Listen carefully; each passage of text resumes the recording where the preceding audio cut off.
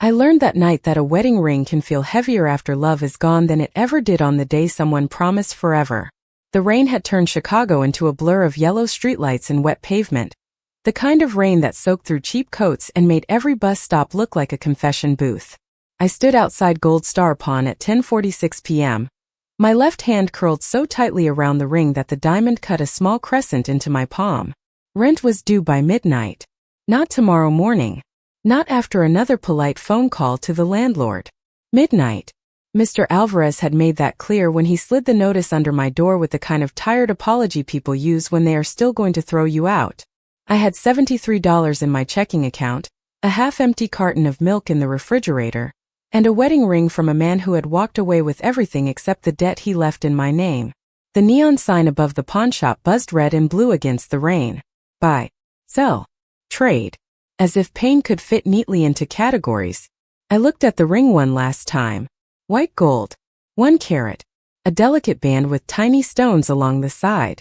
Daniel had chosen it because it looked expensive without being expensive, which should have told me everything about the marriage before I said yes. I used to think the ring meant I had been loved. Then I thought it meant I had been foolish. That night I only needed it to mean rent. I thought love was supposed to leave something behind. I whispered. But the rain swallowed the words before they could embarrass me. Across the street, a black Cadillac sat at the curb with its headlights off. I noticed it only because the car looked too clean for that block, too silent, too certain of itself. The rear window was tinted, but I felt watched in the way a person feels weather before the storm breaks. I told myself I was being dramatic. Exhaustion did that. Hunger did that. Divorce did that. It made shadows look like witnesses. I pushed open the pawnshop door, and a small bell rang overhead, thin and cheerful in a place where people came to sell the last pieces of themselves. The man behind the counter looked up from his phone. He had gray stubble, tired eyes, and the bored expression of someone who had seen too many desperate women to be moved by another one. "We close in 14 minutes, he said. "I will be quick." My voice sounded steadier than I felt. I placed the ring on the glass counter. It looked smaller there, under the fluorescent lights, stripped of candlelight and vows and the soft music that had played in the church basement on the day I believed I was starting over. The owner picked it up with a loupe and examined it without tenderness. I hated how easily he touched it. I hated that I still cared. 200, he said. My breath caught. That cannot be right. It is used.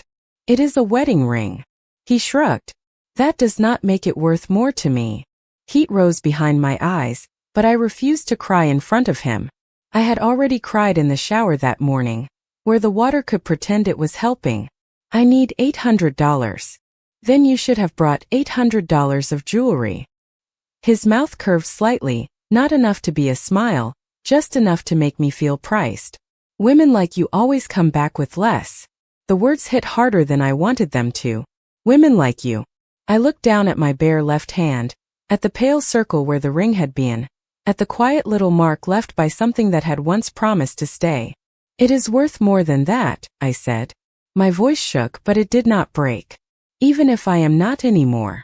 Behind the counter, the security monitor flickered. Four small screens showed the front door, the sidewalk, the register, and the alley.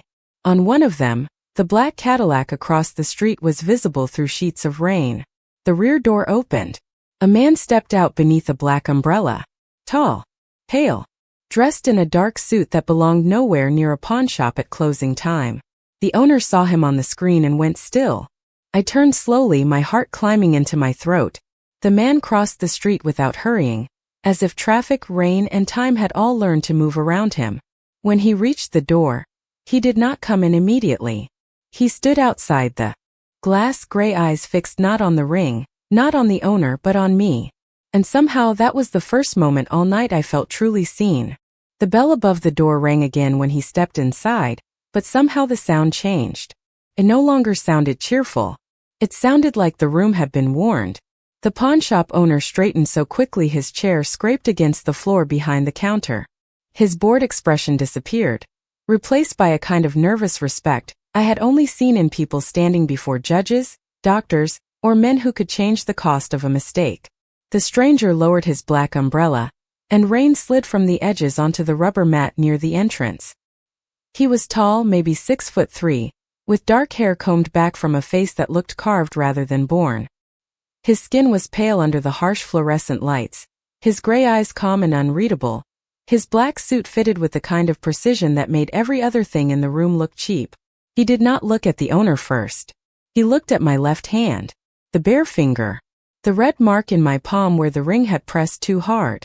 Then his gaze moved to the ring on the glass counter. Something passed through his face so quickly I almost missed it. Recognition. Not pity. Not curiosity. Recognition. "Mr. Cross," the owner said, his voice suddenly careful. "I did not know you were coming by tonight." Mr. Cross. The name moved through the small room like smoke. I had heard it before, whispered by tenants in my building when black cars waited too long at the curb, printed in business articles about restaurants and shipping companies and real estate groups that never seemed to have the same owner twice. Nathaniel Cross. A man people did not describe directly. They described the silence after he left. He ignored the greeting and stepped closer to the counter. "How much did you offer her?" The owner swallowed. 200. Nathaniel looked at him then. Just looked. No raised voice. No threat. Only silence sharp enough to cut the price tag off every lie in the room. "For a 1-carat white gold ring with channel-set side stones and a custom inner mark?" he asked. My breath stopped. Inner mark. I had never told the owner about that. I had barely looked at it myself after Daniel left. The owner cleared his throat. "Market is low. Your courage is lower." My eyes flicked to Nathaniel's face.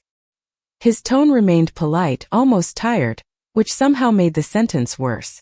The owner opened the register with shaking hands. "I can do 700. You can do 12.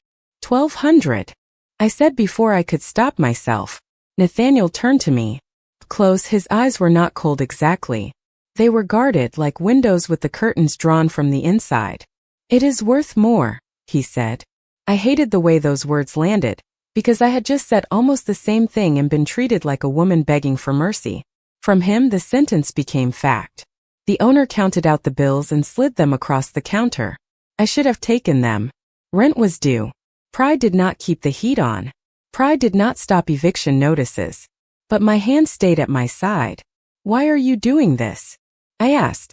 Nathaniel glanced at the ring again. "Because he lied to you." My stomach tightened. "You do not know anything about my marriage." "No," he said. "But I know that ring." The shop seemed to shrink around us. Rain tapped against the front glass. The fluorescent light buzzed overhead. Somewhere outside, a bus sighed at the curb and pulled away, leaving the street emptier than before. I picked up the money with fingers that felt numb. I am not taking charity from a stranger. Then take fair value from a dishonest shop. The owner said nothing.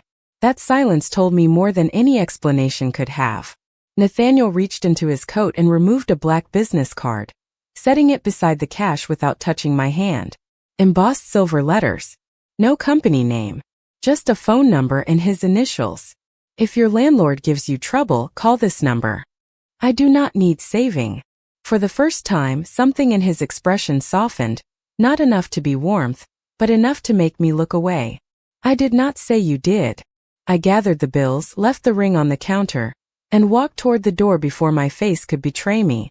Outside, the rain hit me hard and cold. I had made it 3 steps before his umbrella appeared over my head. I turned sharply. "Do not follow me."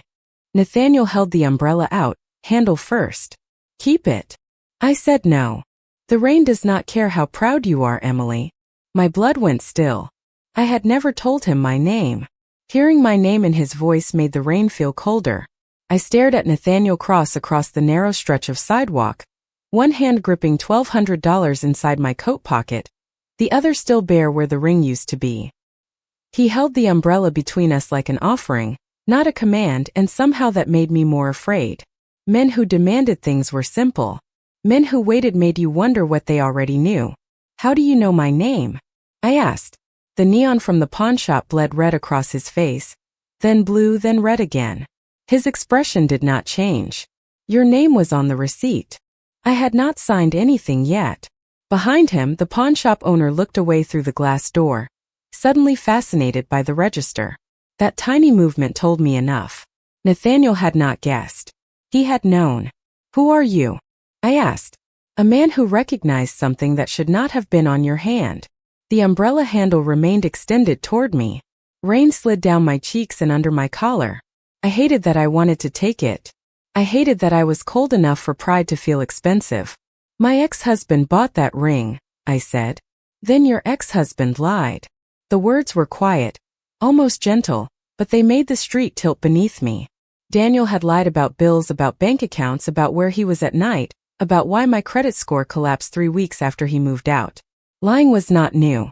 What scared me was the way Nathaniel said it, like my marriage was only the visible edge of something deeper. I am going home, I said. You should. Alone. I did not say otherwise.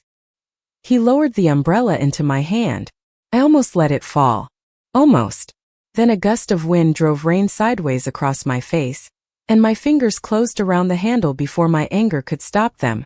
The umbrella was heavy, expensive, black as a closed door. This does not mean I trust you. Trust would be premature. That is not comforting. It was not meant to be. I turned and walked toward the bus stop without looking back. Every instinct told me he was still watching. Not following. Watching. There was a difference, though I did not like that. I was beginning to understand it. The ride home took 23 minutes. I counted every stop because counting gave my mind something to hold. Damen. Ashland. Western. A woman with grocery bags slept against the window. A teenager in a soaked hoodie played a game on his phone with the volume too low to be rude. The city moved around me as if my life had not changed inside a pawnshop under fluorescent lights. When I reached my building, the rain had softened to mist. The lobby smelled like radiator heat, wet shoes, and the lemon cleaner Mr. Alvarez used when he wanted tenants to believe the place was better maintained than it was. I climbed 3 flights because the elevator had been out since April. My legs ached.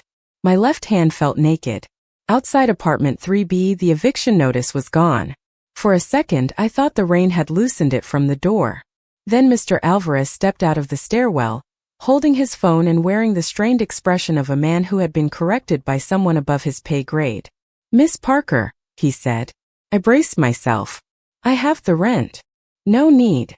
I blinked. What? He cleared his throat. Your account has been brought current. That is impossible. 6 months paid in advance. The hallway went very quiet. Somewhere behind a neighboring door, a television laugh track played and faded. I reached into my pocket, feeling the bills there, suddenly useless and accusing. By who? Mr. Alvarez looked down at his phone, then away from me. The payment came through the management office. By who? I repeated. His mouth tightened. I was instructed not to discuss the source. Heat climbed my throat, sharper than embarrassment, heavier than relief. I had sold the last symbol of my marriage to keep a roof over my head, and someone had bought the roof before I could hand over the money. Someone with a black umbrella and gray eyes and my name in his mouth. Reverse it, I said. Mr. Alvarez stared at me. Excuse me. Give it back. Miss Parker, tenants usually do not argue with paid rent. I am not usually someone else's charity project. His face softened, which somehow made it worse. Maybe just accept the help. I unlocked my door without answering. Inside, my apartment was dark and cold, the furniture still exactly where Daniel had not wanted it, the walls still bare where his framed degrees had hung. I set the umbrella by the door like it might start speaking. Then I saw the envelope on my kitchen table. Black. Dry. Impossible. My hand shook as I opened it. Inside was my pawn ticket, a copy of my rent receipt, and one sentence written in clean black ink. Ask me why Daniel had a cross-family ring. I read the sentence 3 times before it became real. Ask me why Daniel had a cross-family ring. The apartment seemed to shrink around those words. The refrigerator hummed too loudly. Rain ticked against the window above the sink. Somewhere downstairs, a door closed and a dog barked once, then went silent. I stood in my kitchen with my coat still on, $1,200 in my pocket, and a black umbrella dripping onto my floor like evidence. Daniel had worn cheap cologne and expensive confidence.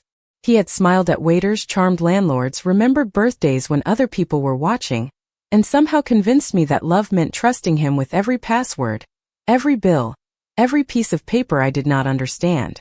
But the ring had been the one thing I thought I understood. A proposal. Promise. A mistake, yes, but mine. Now Nathaniel Cross was telling me it had never even belonged to that story. My phone buzzed on the counter.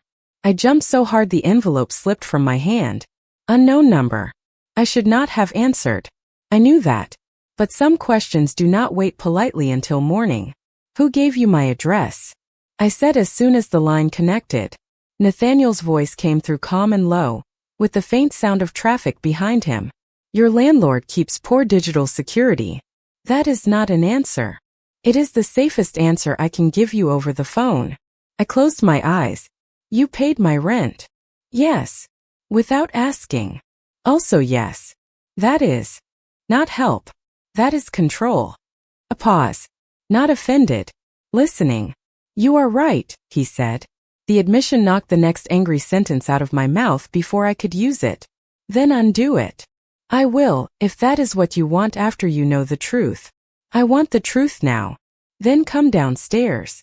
My hand tightened around the phone. You are outside my building? Across the street. I moved to the window and pulled the curtain back half an inch. The black Cadillac sat below the broken street lamp, quiet and immaculate against the wet curb. Nathaniel stood beside it without the umbrella, rain darkening the shoulders of his suit. He looked up as if he had felt me watching. I hated that my heart reacted before my mind could stop it. I am not getting in your car, I said. Then I will stand in the rain and talk from here. That sounds dramatic. It is Chicago. The weather does half the work. I almost smiled. Almost. Then I remembered the envelope, the ring, the rent receipt. Why did Daniel have your family's ring? His face tilted slightly upward, pale under the streetlight. Because 8 years ago, that ring was used as collateral in a private agreement between Daniel Mercer and a man named Adrian Vale. Daniel's last name is Whitman. Not originally. The floor felt unsteady beneath my feet. No, Emily. Do not say my name like you are sorry for it. I am sorry for what he did with it. I gripped the curtain until my knuckles ached. What does that mean? It means your ex-husband married you under one name while signing debt papers under another. It means he used your credit, your lease, and your marriage certificate to make himself look clean to people who should have known better. My mouth went dry. Every unpaid bill flashed through my mind. Every call from a number I did not recognize. Every time Daniel told me I was bad with money and should let him handle things. Why are you telling me this? I whispered. Because the ring appearing in that pawnshop means someone is cleaning up old evidence.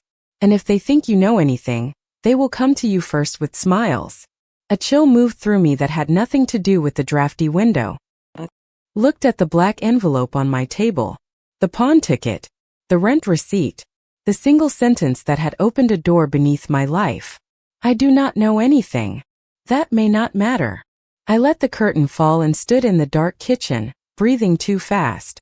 You paid my rent so I would listen. I paid your rent because no one should have a roof held hostage while learning her life was used as paperwork. The line went quiet. Not empty. Waiting. I looked at the umbrella by the door, then at my bare ring finger. I sold my ring, I said, my voice shaking with something sharper than fear. Not my freedom. Nathaniel answered softly. Then come down and keep both. I came downstairs with the black umbrella in one hand and my keys threaded between my fingers, not because I planned to use them for anything, but because fear likes something to hold. The lobby light flickered above me, turning the cracked tile floor yellow, then gray, then yellow again. Through the glass door, Nathaniel Cross stood across the street in the rain, exactly where he had said he would be. He had not moved closer to my building. That mattered, though I did not want it to. Men like Daniel had always stepped into my space first and asked for permission later. Nathaniel waited on the other side of the street like the distance itself was a promise. I opened the lobby door, and the cold air hit my face. I am here, I called. He crossed only when I said it. No ruse. No performance. The Cadillac stayed behind him, black and silent at the curb, its driver looking straight ahead like he had been trained not to notice human disasters. Nathaniel stopped beneath the awning, rain tracing the sharp lines of his suit. His eyes dropped to the umbrella in my hand. You brought it back. I brought it because it is yours. Keep it until the rain stops. That sounds like another debt.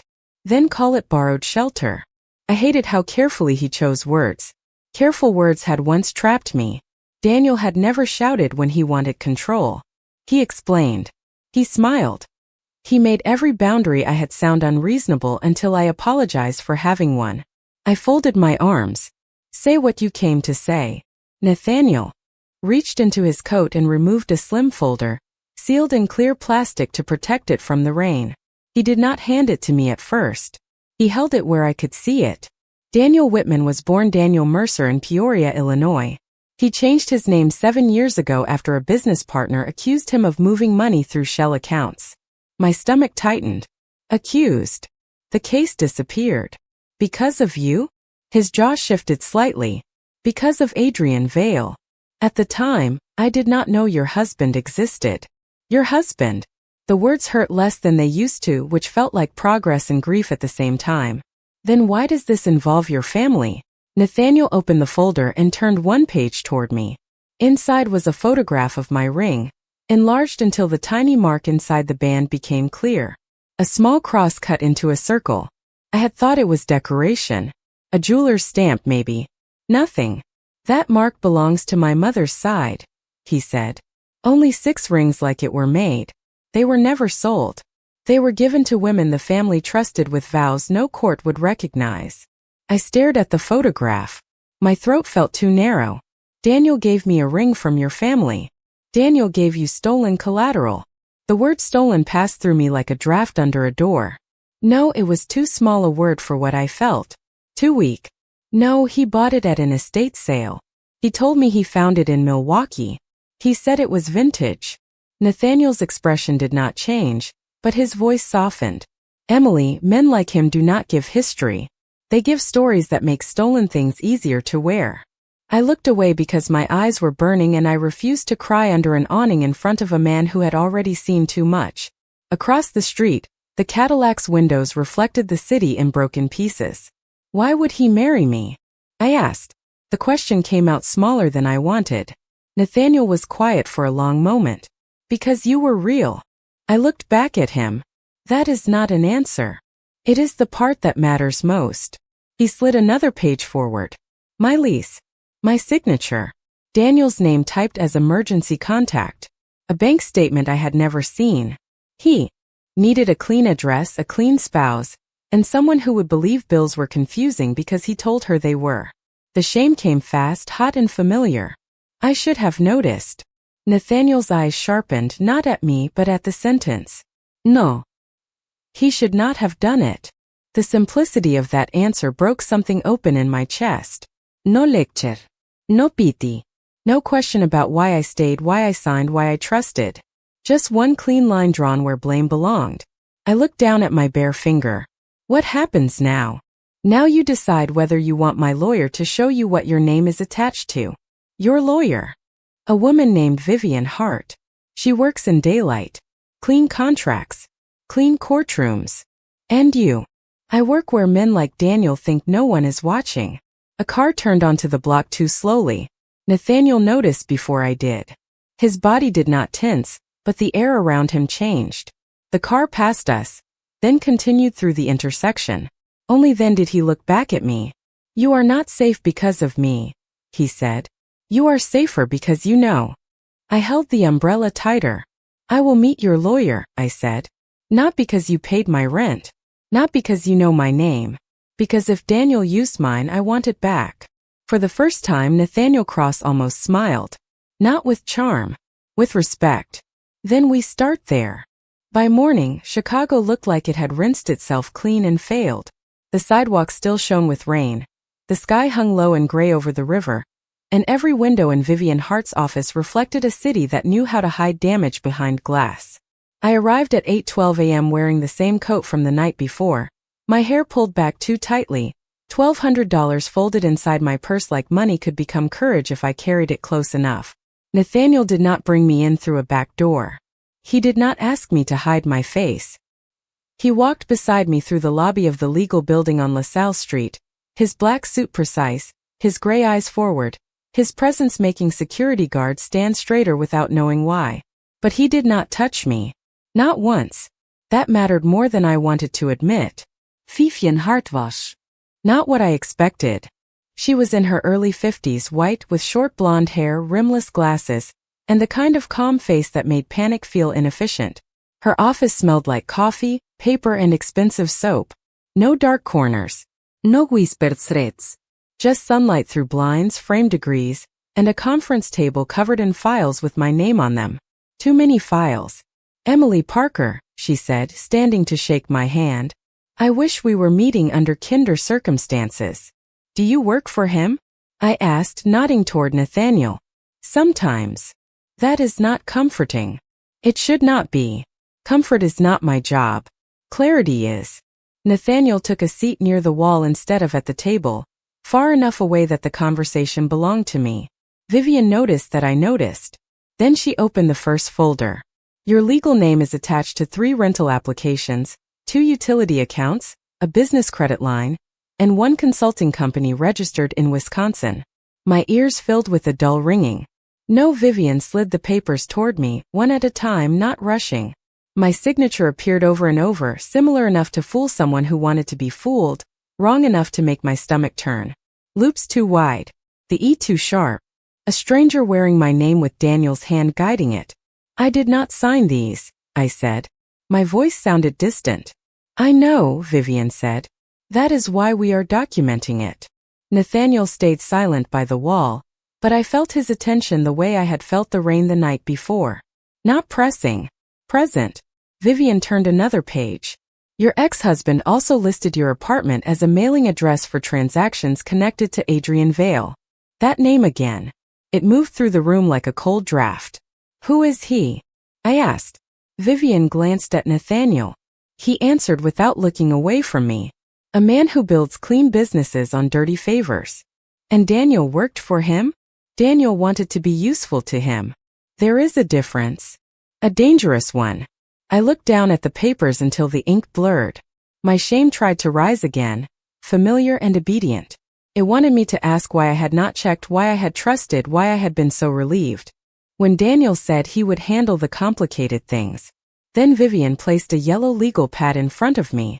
We are going to write 3 sentences, she said.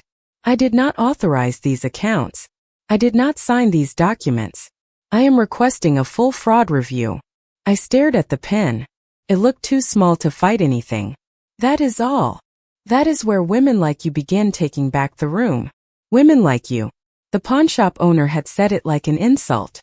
Vivian said it like a category of survivors who had finally reached a desk with the lights on. My hand shook when I picked up the pen. Nathaniel shifted slightly, then stopped himself. I wrote the first sentence slowly. My handwriting looked fragile, but it was mine. By the time I finished the third, my breathing had changed. Not healed. Not steady. Just mine too. Vivian collected the paper and placed it in a new folder labeled Client Statement. Good, she said. Now we get the ring back. My head lifted. Why? Nathaniel stood then, smooth and quiet. Because Daniel used it to make you part of a lie. Vivian looked at me over her glasses. And because evidence should not sit in a pawnshop where men with flexible ethics can make it disappear. I thought of the ring under fluorescent lights, stripped of vows, reduced to weight and resale value. I do not want to wear it again. Nathaniel's voice softened. No one is asking you to. Before I could answer, Vivian's assistant knocked once and stepped in, pale-faced, holding a tablet. Miss Hart, someone just filed an emergency claim against Miss Parker's lease. The room went very still. Vivian took the tablet. Her mouth tightened. Nathaniel came to the table, and the air changed around him, colder, sharper, controlled. I looked from one face to the other. Daniel. Vivian turned the screen toward me. The claimant name was not Daniel Whitman. It was Daniel Mercer. The name Daniel Mercer looked wrong and familiar at the same time, like seeing a stranger wearing my ex-husband's smile. My first instinct was to sit down. My second was to apologize, though I had no idea to whom, which told me more about my marriage than any file on Vivian Hart's table ever could. Nathaniel saw it. Of course he did. His gaze sharpened, not with pity, but with quiet recognition, as if he could tell the exact second old shame tried to take the chair beside me. Do not shrink, he said softly. Vivian looked up from the tablet. He filed a claim stating he has financial interest in your lease and personal property inside the unit. Ist her? He moved out 4 months ago. He is claiming he never legally vacated. That is a lie. Yes, Vivian said, already reaching for another folder. But lies with paperwork can still slow people down. The room tilted. I thought of my apartment, the thrift store couch, the chipped blue mugs, the plant by the window I kept forgetting to water, the tiny life I had built from what Daniel had considered leftovers. He had left me with bills, with silence, with a bare wall where his framed degrees had hung, and now he was reaching back through the law to take even the space where I breathed. Can he do that? I asked. Vivian's expression stayed calm, but her voice turned firmer. He can file. That does not mean he can win. Nathaniel moved closer to the table, then stopped before entering my space. Emily, look at me. I did not want to. I did anyway. His gray eyes were steady enough to make the room feel less crowded. This is pressure, not power. I swallowed. It feels the same. It is not. Vivian tapped the tablet once. We have a hearing request, a fraudulent identity trail, and now a direct connection between Daniel Whitman and Daniel Mercer. He made a mistake by using the old name. Why would he do that? I asked. Nathaniel's face darkened by degrees, but his voice remained controlled. Because he is scared. The word should have comforted me. It did not. Men like Daniel had always been most careful when scared. They smiled brighter. They called you sweetheart in front of strangers.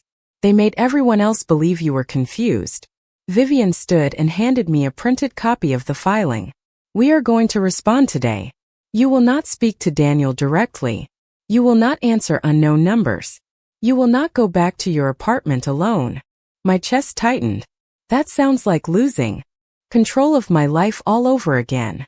No, Vivian said. That is what a safety plan feels like before it feels like freedom. I looked at Nathaniel. And what do you expect me to do? Move into some guarded hotel and let your people decide when I breathe? His expression did not change, but something in his eyes softened. I expect you to choose. If you want to stay in your apartment, I will place security outside and no one enters without your permission. If you want another place, Vivian can arrange it under your name. If you want me gone after this meeting, I leave. The silence after that sentence was heavier than any promise Daniel had ever made. Choice. He said it like it cost him something. My fingers closed around the printed filing. Daniel Mercer. Daniel Whitman. 2 names for one man who had taught me to doubt my own judgment. I looked at the yellow legal pad where my statement sat in my handwriting. I did not authorize these accounts. I did not sign these documents. I am requesting a full fraud review. Small sentences. Clean sentences. Mine. I want to go back to my apartment, I said. Nathaniel nodded once. Then we go back. Not we. His eyes held mine. Emily. I am not being escorted home like a package someone valuable forgot to insure. Vivian folded her arms, watching me with something close to approval. I took a breath. I will go with Vivian's assistant. I will pack what I need. If security is outside, they stay outside. No one comes in unless I say so. Nathaniel looked at me for a long second, then inclined his head. Done. The ease of his agreement almost broke me. No argument. No gundit pride. No punishment for saying no. Just done.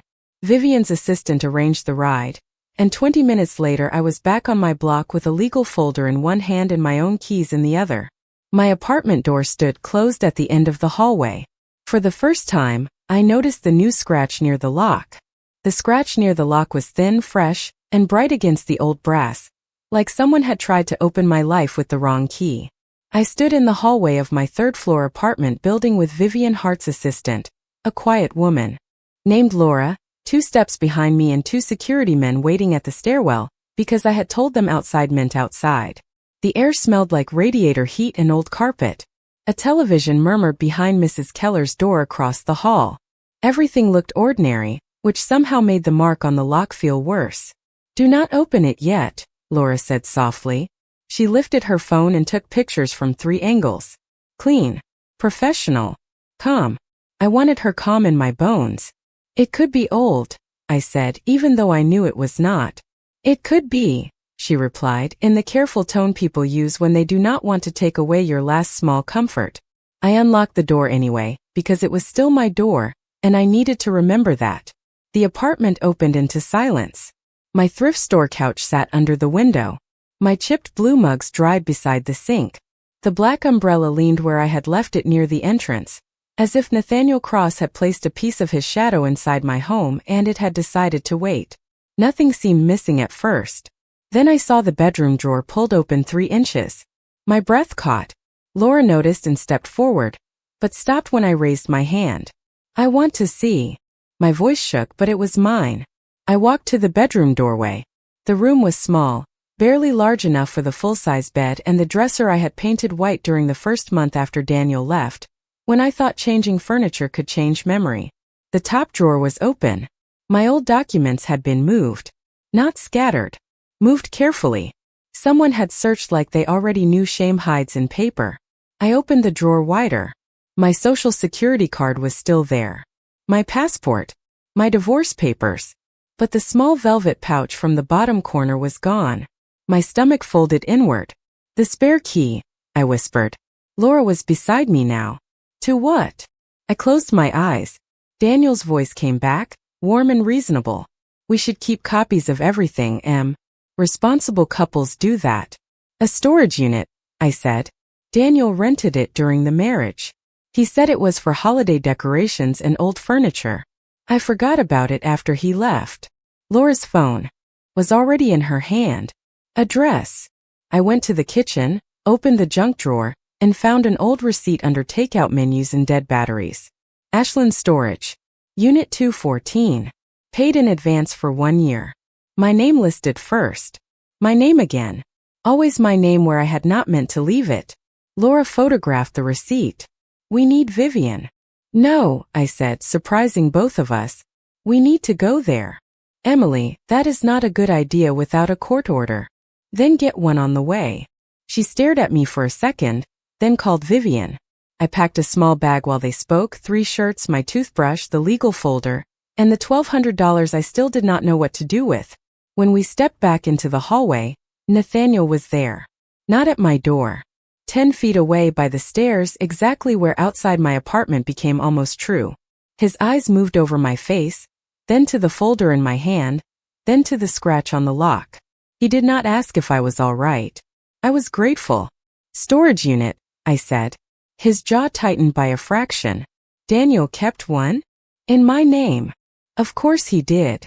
There was no disgust in his voice toward me, only toward the pattern. I am going, I said. I assumed. And you are not deciding anything for me. I assumed that too. The answer should not have made my chest ache. Vivian arrived 20 minutes later with temporary legal access and an expression that could silence a courtroom. Ashland Storage sat under a gray sky beside an auto repair shop, all orange doors and security cameras and puddles reflecting chain-link fence. Unit 214 was at the end of the second row. My hand trembled as I slid the key into the lock. Nathaniel stood several feet behind me, close enough to be present, far enough to let the choice stay mine. The door rolled up with a metallic groan. Inside were no holiday decorations, no old furniture, just filing boxes, a locked briefcase, and a framed wedding photo turned face down on the concrete. On top of the nearest box sat a sticky note in Daniel's handwriting. If she finds this, Cross is already involved. The sticky note looked small enough to throw away, but it changed the temperature of the entire storage unit. If she finds this, Cross is already involved. My name was not on it, but I felt written into every letter. Vivian put on gloves before touching anything. Laura photographed the note, the boxes, the briefcase, even the wedding photo turned face down on the concrete like Daniel could not stand being watched by his own lie. Nathaniel stayed at the edge of the unit, hands still, eyes colder than the gray sky behind him. He did not step in until I looked at him. Only then did he cross the threshold, as if even a storage unit full of stolen pieces of my life required my permission. He expected this, I said.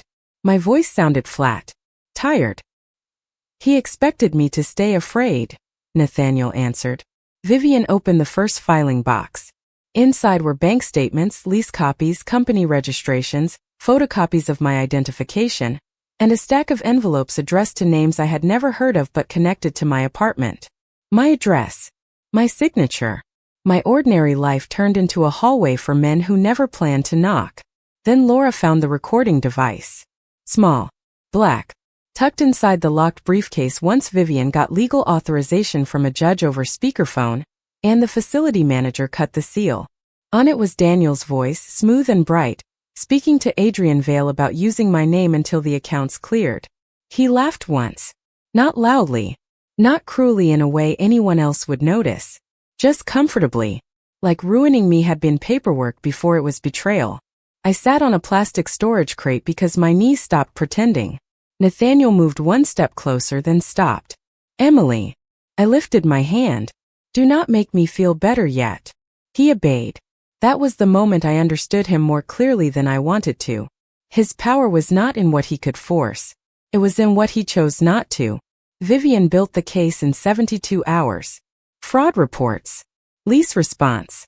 Emergency injunction. Financial records. The pawnshop footage. The ring mark. The storage unit inventory. Everything Daniel had hidden in boxes became a map back to him. When I saw him again, it was not in a dark alley or a dramatic room full of whispers. It was in a clean downtown office with glass walls, a court-appointed mediator, Vivian on my left, and Nathaniel standing outside the conference room because I had asked him not to come in unless I called. Daniel wore a gray suit and the same wounded expression he used when people were close enough to believe him. He said softly. I felt the old reflex rise. Apologize.